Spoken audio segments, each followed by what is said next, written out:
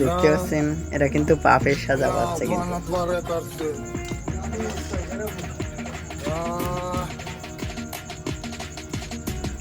ভিডিওটা লাস্ট পর্যন্ত দেখতে থাকেন কিভাবে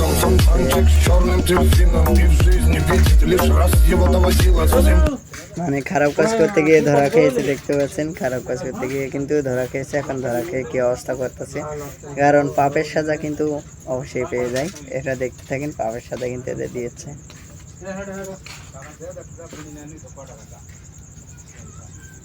আর কখন আসবি, আর বেশি বেশি করে শেয়ার করবেন। এটা আপনাদের কাছে শেয়ার চাচ্ছি, বেশি বেশি করে শেয়ার করবেন, অনেকে দেখার সুযোগ করে দিবেন।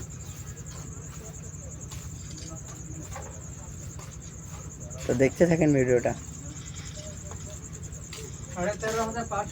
লাস্ট পর্যন্ত, কি হয় দেখতে থাকেন। এদেরকে কি করাচ্ছে, নিজের সাপ নিজেদের খাওয়াচ্ছে, দেখতে পাচ্ছেন মানে পাপের সাজা দিচ্ছে। এটা কিন্তু আমাদের এখানে হচ্ছে, মানে আমাদের যে ইট ভাটাটা এখানে হচ্ছে, কিন্তু এখানে এই ভাটা এসে ওরা ওইসব কাজ করতেছে ধান কাটতে।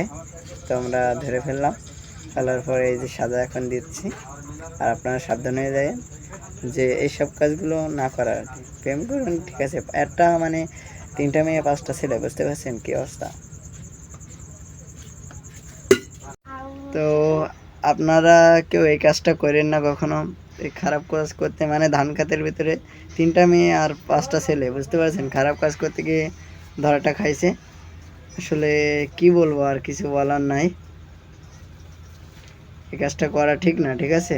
তো আপনারা লাস্ট পর্যন্ত ভিডিওটা দেখবেন কিন্তু, আর বেশি বেশি করে শেয়ার করবেন, আর সতর্ক করে দিবেন।